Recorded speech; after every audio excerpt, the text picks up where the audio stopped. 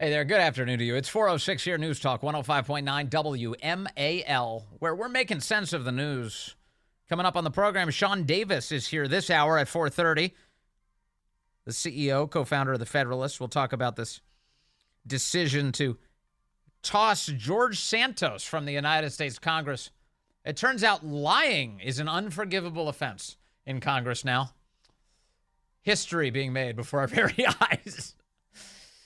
You can join us on the program at 888-630-9625, 888-630-WMAL. And you can support the Fisher House today. It is the 2023 WMAL Fisher House Radiothon. Yesterday and today. The number 888-294-8560. And the website, WMAL.com/FisherHouse. Let me extend a big WMAL thank you to American Legion Post 72 in Warrenton. Before I tell you the contribution amount, let me just tell you how this went down. This morning on WMAL, of course, you have O'Connor and Company, and they did a wonderful job telling everyone about Fisher House and raising a bunch of money. And then Chris Plant picked it up from there on his show and had a bunch of great guests and was talking about the Fisher House and all the great work that they do. And in the very final seconds of Chris's program this morning, Chris did, he may not even know this at this very moment, but we found out a short while ago that it was in the final seconds of his show that the American Legion Post 72 in Warrenton made the following contribution to the Fisher House today. You ready for this number? $10,000 today from one American Legion Post 72 in Warrenton. You are amazing. Amazing.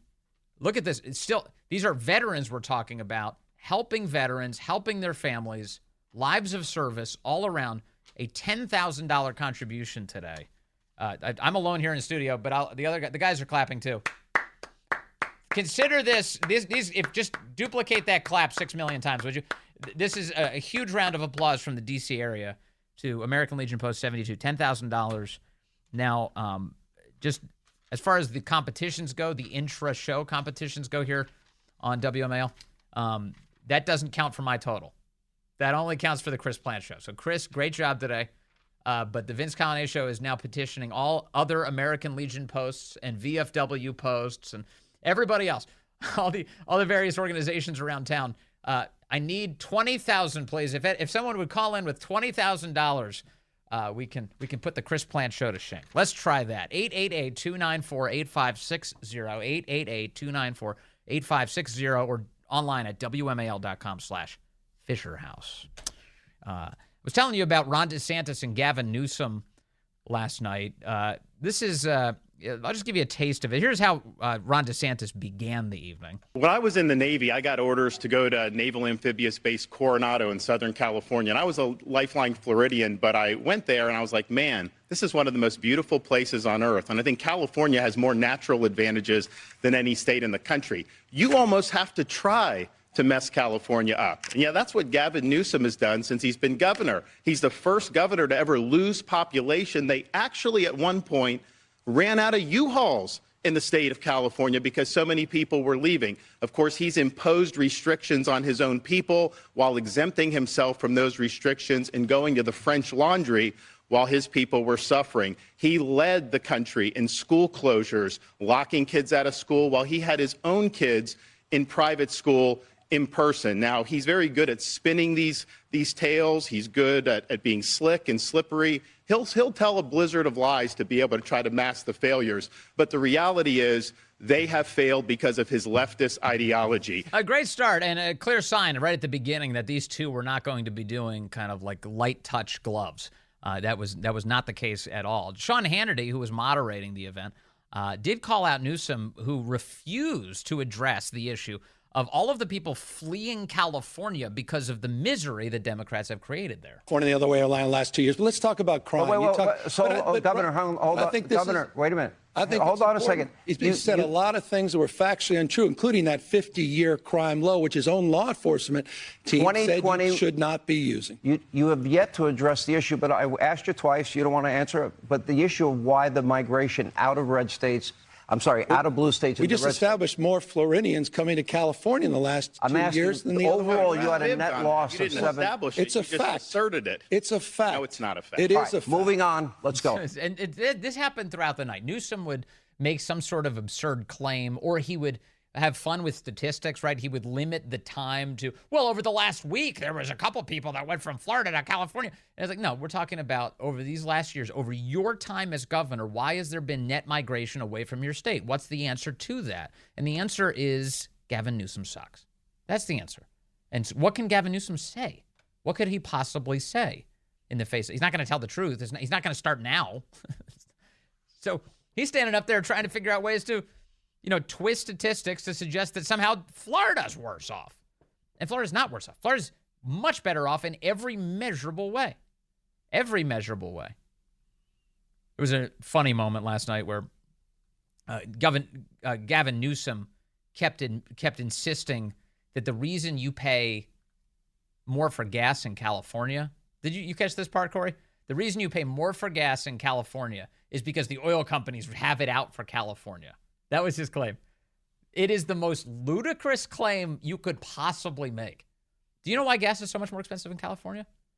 Because California has the highest taxes on gasoline in the entire country. And so, they talked about tax policy, and Newsom would look over and go, Florida has a regressive tax structure. Regressive? What are you talking about? You want to know what regressive is? Where the poor have a disproportionate burden? That's California, where gas prices are out of control thanks to California's taxes on gasoline and diesel, for that matter. And so it's the people who can least afford it, the people who are entirely dependent on it, who are getting hit the hardest. So that's regressive. California is a warning to the rest of us, not a model. At one point, Ron DeSantis pointed out that Gavin Newsom did tremendous damage to the people of California during COVID. Gavin Newsom did huge damage to people in California. He ruined livelihoods. We reopened the state very quickly. We saved thousands of jobs. We saved hundreds of thousands of jobs, thousands of businesses. We had our kids in school. He had the kids locked out of school because of the teachers union. That is having a generational impact. California has one of the lowest literacy rates in the country. In the most recent NAEP exam, Florida came in number 3 for 4th grade reading. California was far, far behind. So you should apologize for not getting your kids in school. Why didn't you get the kids in school in the summer of 2020 like we did? You bowed to the teachers union. You didn't do the job you should have done. Right. Yeah, and so of course Newsom never answered any of that directly because it was all true. There was a weird moment last night, many weird moments. Gavin Newsom threw a big hissy fit at the way Ron DeSantis pronounced Kamalama Ding Dong. Joe Biden is in the pocket of the teachers union, and so is Kamala Harris. That's why they fought school openings when he came in there. It's Kamala when they had Harris, that in Ron. there. It's Kamala Biden came Harris, into office Madam and he Vice brought in the President teacher to union to be Harris. able to do Stop all these insulting. different What is he even talking about? So Gavin Newsom was white knighting for Kamala in a very bizarre name pronunciation riff last night. She's a strong woman, Newsom, if that's how you say your name. She doesn't need your help, Gavin Newsom. And don't you dare mispronounce her name. We have audio of Kamala mispronouncing our own name. She has no idea how to pronounce it. Like, the whole thing is so stupid. It's like, if honestly, if you're arguing that, you realize that you have nothing, you don't have a leg to stand on, this guy. Gavin Newsom. All right, so, Ron DeSantis did well. He did very well last night. Let's see here. Fisher House Radiothon, 888-294-8560, 888-294-8560, or WMAL.com/Fisher House. I want to bring in now our next great guest to talk about the Fisher House. It's Josh and McKenna Wells, right? We have both of them on the phone. Good. Josh and McKenna were active duty Army in Alaska. They had premature twins. Josh remains on active duty, and they had to stay at the Fisher House and had support from the other families who were there. Josh, McKenna, great to have you with us. Thank you. Thank you so much for having us. It's good to be here. Thank you so much to both of you for your service. McKenna, just take us back in time, if you will. to, when you found out that you were having babies and that you welcomed premature twins? It must have been a tough time as you were welcoming this new life into the world. Yeah, especially, when the pandemic hit, I wasn't able to have my parents up there. I wasn't able to have any kind of support system like that up there during the whole ordeal. And so it was a great experience having the Fisher House there. Not just the workers, but the other residents were extremely supportive and able to lend an ear when we needed to talk and give all kinds of advice that, being new parents that we didn't have before that. So yeah, that's a huge deal. How long were you at the Fisher House? We were there for about 8 weeks. Wow, 8 weeks. And how much of it, McKenna, were you? Did you have to be at the hospital a lot? Were you inpatient? Were you going back and forth? So I was inpatient for about a week, and then I got discharged. And the babies, obviously, they stayed in the NICU. They were there for an additional 7 weeks after that, and then so we went back and forth between the Fisher House and the hospital. And because of the policy constantly changing, we would sometimes have to be there the entire day. Sometimes we could, go and come back. Other times, they would only let you come back once in a 24-hour period. It was constantly changing. So it just kind of depended. Yeah. So everything was very erratic, but the Fisher House was there as a constant for you. Josh, what was that like to be able to be there to support your wife and your newborn babies? Oh, it meant the world to me. At first, I was afraid they wouldn't let me come down because of the pandemic. Sure. But due to some good leadership in my chain of command, they figured that piece out for me, and I was able to be there both for the birth of the kids and then supporting McKenna throughout the whole thing. Were either of you aware of the Fisher House prior to this? I believe Josh was. I was not. He had been you had been National Guard, so you had a lot more experience with different programs and stuff before we actually needed the Fisher House. I had no idea. So he was like, I called the Fisher House. I got us all situated. And I was like, I have no idea what you're talking about, but I'm glad you're on top of it because I'm not. Yeah, so, yeah. That's a big having deal. him there It was the first phone call I made when I knew we were going to Anchorage. Wow. Because I knew hotels would be difficult to reserve, and we'd be there for a long time. So paying out of pocket for something like that would have been very difficult. Yes. So Fisher House was the first phone call I made.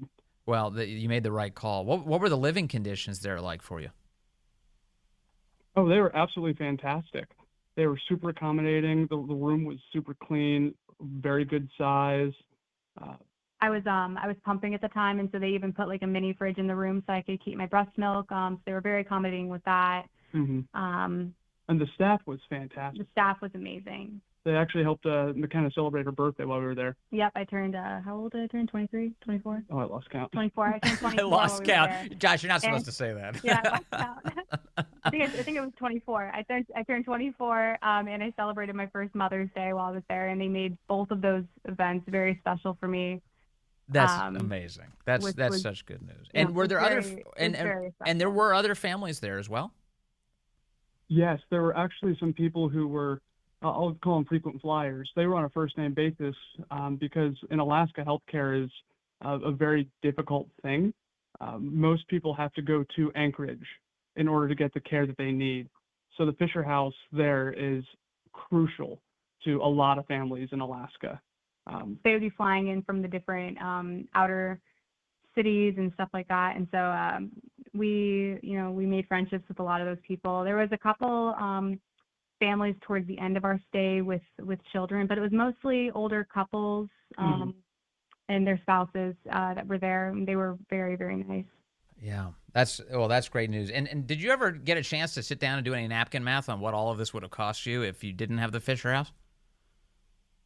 Oh gosh. I mean, the NICU by itself, let's set you got for TRICARE. Thousands of dollars easily with between hotels and finding a hotel as close to the hospital as the Fisher House was, factoring in the transportation that we'd have to, gas and all of that. And we had access to the kitchen in the Fisher House, so we could actually prepare meals. So we saved a lot of money, not having to constantly do takeout and stuff like that. That's a huge deal. It was thousands of dollars. And how are the babies now? Oh, they're thriving. They're not babies anymore. They're not babies anymore. They're turning 4 years old in April. Oh, and, my goodness. They're doing great. Our daughter goes to an outdoor preschool, which she loves, and our son goes to his preschool, and they're thriving. Their personalities have definitely come out. That's so cool. Well, God bless you, and congratulations on the great family, and thank you for telling people about the Fisher House and for serving your country in all the ways you have, both of you. Josh and McKenna Wells, thank you so much. Thank you. Great. You guys have a good one. You too. Great to talk to you today. What nice people. That's, again, Josh and McKenna Wells, who both, veterans, and she had those premature twins, and the Fisher House was there to see them through that process and to help them stay close to their babies throughout. Just amazing. And you can support people like Josh and McKenna. In fact, if you've given in the past, you have supported them. And this is a report card on all of the great things you've done through the years here. WMAL and Fisher House have had such a close relationship. The number is 888-294-8560, or go online to WMAL.com/Fisher House to make your contribution. Well, today, Congressman George Santos was, defrocked? I mean, he was removed. They just expelled him from Congress. Goodbye. The Republican from Long Island has been booted because they say he lies a lot. It certainly seems like it. And so now that's apparently a punishable offense in Congress. And if other people are held to that standard, get ready to hear what the sound of your own echoes sound like if you go and visit Congress. Just shout your name, see if it comes back. Hello, oh. There's going to be nobody left. We're going to kick out liars? And George Santos, we'll talk about this coming up here in a few minutes with Sean Davis. He's got a lot to say on this. But in case you're wondering what John Fetterman thinks on the subject, normally you might say, I don't really care. Trust me, you're going to want to hear this. John Fetterman might have the single most eloquent take on this that anyone in Congress from either party has delivered today. That's saying a lot. That's coming up. And the Fisher House Radiothon continues here on WMAL. The new update, the new total, $353,430 for the fine men and women of our military and their children and the veterans. You're helping them in a big way today. Please continue to do that by calling 888-294-8560 or going online to WMAL.com/Fisher House. Sean Davis is minutes away. Well, good afternoon to you. 4:35 here, News Talk 105.9 WMAL, where we're making sense of the news and supporting the Fisher House today. The Fisher House Radiothon does continue here. That number, 888-294-8560, or online at WMAL.com/Fisher House. Let me say that we will officially conclude the Radiothon portion here at the end of this program at 6 o'clock this afternoon, which gives you just under an hour and a half now to provide some contributions to the Fisher House. And if you do, and you can keep providing contributions, but we really want to get these donations in now, because if you do provide them, you may have noticed if you make a contribution over $1,000, I will offer you a personal thank you right here on the air. And I'd love to be able to do that. I really want to say your name and thank you and your family or your organization for helping the Fisher House out, because we believe really strongly in their mission, and that's why we turn over some of our airtime to this great cause. Again, 888-294-8560 or WMAL.com/Fisher House. George Santos got kicked out of Congress today. On this vote, the yeas are 311, the nays are 114, with 2 recorded as present. 2/3 voting in the affirmative, the resolution is adopted, and a motion to reconsider is laid upon the table. The clerk will notify the governor of the state of New York of the action of the House. Under Clause 5D of Rule 20, the chair announces to the House that in light of the expulsion of the gentleman from New York, Mr. Santos, the whole number of the House is now 434. George Santos running off to his car immediately after, reporters chasing him. Do you have anything to say to your constituents, George Santos? Mr. Santos? What is wrong with you people? What is wrong with you We're people? reporters, my friend. Yeah. Mr. Santos, what do you have to say to your constituents? The most important story in America. Every reporter you've ever seen chasing George Santos to that car. John Fetterman was on The View today, and he was more eloquent than anybody in Washington. But first, before we talk about that, what's your reaction to the expulsion? Well, it's like I'm not surprised, but to me, I think the more important picture is that we have a colleague in the Senate that actually did much more sinister and serious kinds of things. Senator Menendez, he needs to go. And if you are going to expel Santos, how can you allow to somebody like Menendez to remain in the Senate? And, you know, Santos's kind of lies were almost, you know, funny. And like, you know, he landed on the moon and that kind of stuff. Whereas, I think, Menendez, I think, is really a senator for Egypt, not New Jersey. Yeah, I think John Fetterman needs to be the new White House press secretary. Joining us now is Sean Davis, the CEO and co-founder of The Federalist. Sean, good to have you with us, sir. Thank you for having me. George Santos, thank goodness our national nightmare is over. Yeah, I was actually thinking today of amending my will and changing it so that I can have the House Republicans be my pallbearers so that bunch of clowns can let me down one more time before I go in the ground. So Republicans, give us your thought on Republicans here. This is idiotic, you think? They're the most worthless group of idiots in that entire city, which is saying something because that entire city is full of worthless idiots. I mean, you look at what they campaigned on. We're going to fix the border, and we're going to hold Biden accountable, and we're going to stop the weaponization of government. We're going to shut down the FBI nonsense, and we're going to start focusing on America's priorities first. But before we get to that, we need to go take care of this knucklehead in New York, who, by the way, votes with us all the time, because that's the real problem. I'm so disgusted with the uniparty, with the establishment Republicans, that I'm almost speechless, because what they did today was so stupid and so pointless, especially in a body that continues to have in its membership Adam Schiff and Eric Fang Swalwell. It's just so dumb that it boggles my mind. Right. So if the standard is that if you lie, you can be just kicked out of Congress, then we're just going to have to empty all of Congress out, aren't we? I'm fine with that, by the way. If that's the new standard, I am good with it. But it's just, I find it totally bizarre that, if you look at the charges that they had against him that was stealing campaign funds, yeah, if that's true, that's not good. They shouldn't do that. What about all the people in Congress who steal actual taxpayer money and then piss it away every day, every single month, every single year? That seems to me like it's a bigger problem than some fabulous chucklehead in New York shafting a bunch of donors. But maybe I'm crazy in thinking that what they do every day with the $4 trillion federal budget is more important to the nation's well-being than what George Santos. I know. It is the craziest thing. And now not only are they ejecting him, but it's not like that's some safe Republican seat or anything, is it, Sean? No, it's not. I mean, you want to talk about cutting off your nose to spite your face. There's a real good chance that seat gets taken over by a Dem. Republicans already had a razor-thin majority, which is why they were having the speaker drama earlier this year.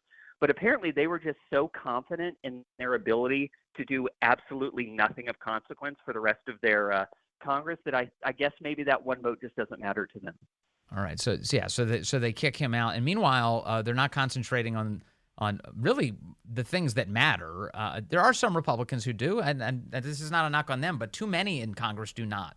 And that includes, actually focusing on domestic issues. We see a lot of passion for international issues, clearly, but I'm not seeing kind of like, people waking up every morning and demanding that we get control of our border and start producing more energy for the American public.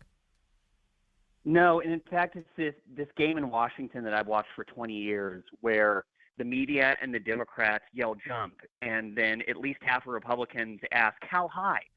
It's like they don't understand what their actual job is, which is to represent their own voters. But why and the is priorities that? of their own voters. Sorry, Sean, I don't mean to interrupt you, but why is that? Why are they so captured by the New York Times editorial page? How come that's the most important thing to them? I wish I knew, because if I had the answer to that, I feel like we'd be a lot closer to getting some real work and some real solutions done. But it is a curious fact of the Washington Republican that they are absolutely more terrified of what a media who hates them will say about them than they are about what their own voters think about them. And this is, this George Santos saga, we've all been seeing it go on. And the guy's a clown. There's no question. He's all this obvious stuff that he's lied about. And it's actually kind of amusing in a way, but it's a sideshow. I barely talk about it because it doesn't rate my audience's time. It doesn't. And yet MSNBC apparently has made this their number one story for like the last year. It's like the biggest thing in the world to them. And what that means is that Republicans just went along with what the production booth at MSNBC thinks they should do. Yeah, and it really shows quite a contrast between the two parties. Now, I screw the country far more often than not. But when Democrats play, they play for power and they play for keeps and they play to win, period. And it's why you never see them doing this to their own side. All they care is about getting power so that they can do the things they want to do. I wish our own party, I wish people on the right, I wish Republicans had that same sense of how to play this game, because they don't. They somehow think the goal is to go in there and beat the spread. It's fine if you lose as long as you beat the spread and lose like a gentleman, which is an attitude that the left would never in a million years accept from its own people. No, and it's funny. The left is very clever about this. So occasionally they will eject somebody, but it's only in the service of attacking a Republican. Have you noticed? So like if you go back to the Roy Moore saga, that's that election in Alabama, as Roy Moore was enduring all of those attacks from the left, that's the only reason that Democrats kicked Al Franken out of the United States Senate, was because they had a safe Democrat seat. It doesn't matter who's there. It's going to be a Democrat. And then they can act like, oh, see, we're virtuous. We kick out people when they're accused of sexual misconduct, and that's why Roy Moore shouldn't be in the Senate. That's the only reason they do it, is for political expedience. Exactly. And I'll tell you what, that doesn't actually bother me, because in a game of politics, political, and in the game of politics, when winning so you can get power to do what you want is the actual aim, I will not begrudge aside from actually doing those things. What drives me nuts is just this seeming innate inability of Republicans to understand what their purpose is and what the purpose of being in Congress is. And I got to tell them, it's not getting attaboys and little pats on your bottom from encouragement from the New York Times and CNN. Yeah, all right. Sean Davis, thank you for speaking a lot of truth on this issue and so many other things. Sean is the CEO and co-founder of The Federalist. Sean, always nice to talk to you. Really appreciate your time today. Always a pleasure. Thank you, sir. That's, again, Sean Davis. The Fisher House Radiothon continues here on WMAL. The number to support the Fisher House and our troops is 888-294-8560. You can go online to WMAL.com/FisherHouse. You can even do it on your phone. I did this, and you can donate right there on the phone with Apple Pay or whatever the Google equivalent is. You can do it in seconds at WMAL.com/FisherHouse. Let me welcome now to the program Tia Loudin. Is it Loudin, Tia? Is that how you say your name? Yes, sir. Actually, you got it perfect. Good to have you with us, Tia. Tia, you stayed at a Fisher House in Houston, Texas, with your mother while your father was being treated in a hospital there. Tell us all about this, Tia, and thank you for being here. Yes, sir. Thank y'all for allowing me to be a part of this. Fisher House, actually, and first I want to apologize. I woke up actually with no voice this morning, so this is good. You sound great. Thank you. But yeah, Fisher House actually means more than I can put into words to me and my family. During the course from May 1st of 2022 to April 21st of this year, my mom and I stayed in the Fisher Houses over there in Houston for a total of a little over 8 months. And that's just with 3 different stages for my dad. My dad had stage 3 on the verge of stage 4 esophageal cancer whenever he was originally diagnosed in February of last year. He went through treatments and everything. So for us to be able to have our focus solely be on being there for Daddy and helping to take care of Daddy, and not have to worry about where are we going to stay, how are we going to afford this, how are we going to eat. And even though we had very generous, friends and family, send money to us and, to try to help out with things like that. We didn't have to stress over anything. Daddy didn't have to worry about us. We spent our holidays there last year. So this time last year, we were in Houston in the Fisher House. And the houses, whether it's holidays or not, the houses take such good care of you, so your focus can be on your veteran. And it's your father is a Vietnam veteran. Correct. Yes, sir. He is a Vietnam, or was a Vietnam veteran. We did actually lose my daddy September 19th of this year, so just a few months ago. I'm sorry to hear it. Thank you. Thank you very much. It's definitely been a rough time for that, but as far as, how he felt about the Fisher houses and what they were doing to help take care of me and Mama, he didn't have to stress and worry over us. I mean, Daddy was always our protector, and even in the hospital, fighting the hardest fight of his life, he still wanted to watch out for us and protect us. But that the Fisher houses eased that worry and concern for him.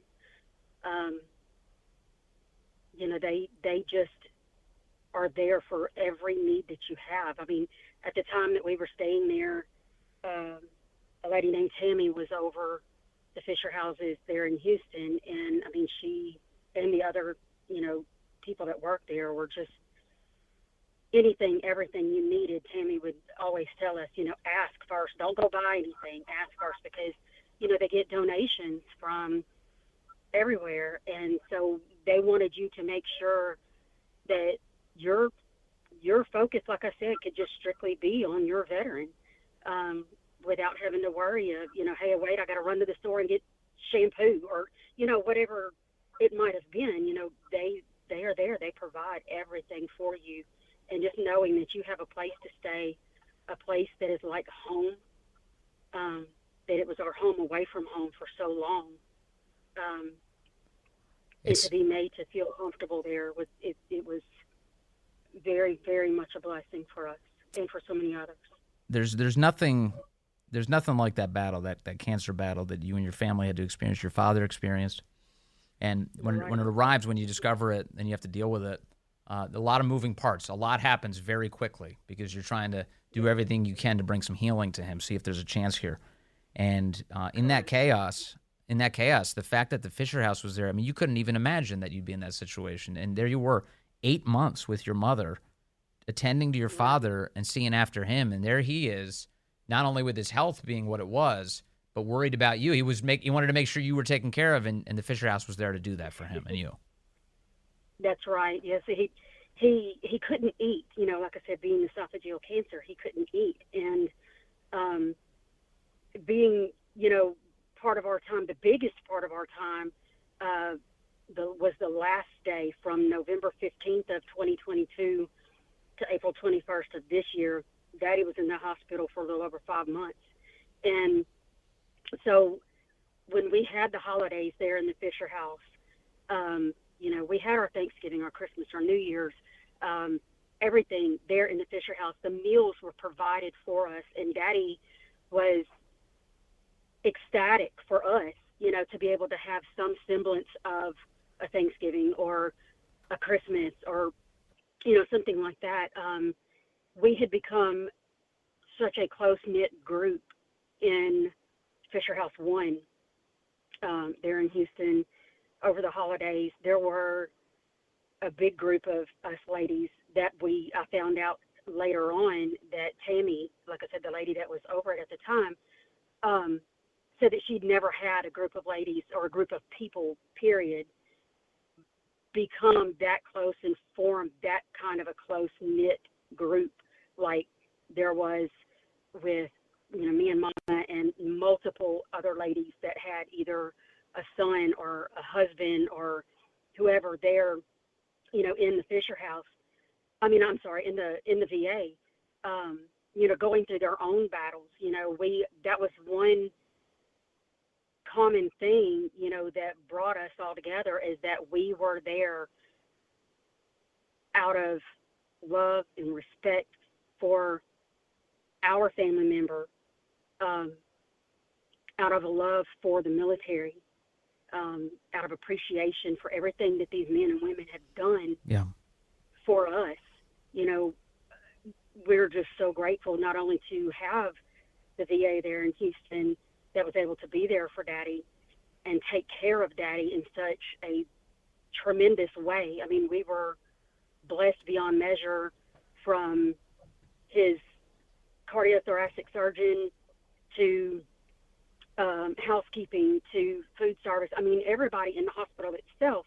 And then you add the Fisher House on top of that and everything that they did for us.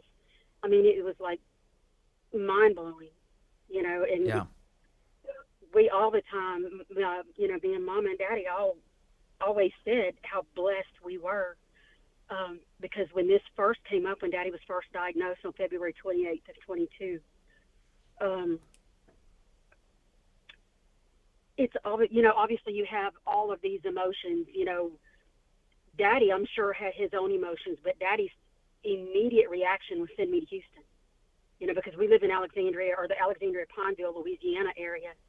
And so we went to the VA, which is in Houston, which is 5 hours away. But that was his first thing, just get me to Houston. He knew he was going to be taken care of in Houston. But on the flip side of that, you're trying to figure out the financial side of this. How are we going to afford this? How can we do this? How can we do that? And then, the Lord kept sending blessing after blessing after blessing, and us finding out, basically, look, all you have to do is get over here, get him into the hospital, get him, started being treated. Yes. And that's it. That's all you have to worry about. The roof over your head is taken care of. No question. They have the laundry facilities there, in the houses. So, you don't have to go to some laundromat or something, and still spend money to do your laundry or whatever. All you have to do in the house is maybe provide whatever food you might want. And they even had down to laundry detergent and dryer sheets and things, for you to do your laundry with. Yeah. That wasn't even a concern that you needed. You're right. You're right to express that these are blessings from the Lord. That is absolutely the case. I keep finding that out every time I talk to somebody whose life was affected by the Fisher House. Tia Loudin, I just want to extend gratitude to you and your family on behalf of WMAL. Thank you for your father's service to this country and for your continued service. Now, I've only known you over the course of this conversation, but I can say with certainty that your dad is very proud of you for what you're doing today to pay it forward to support the Fisher House. Tia, thank you very much.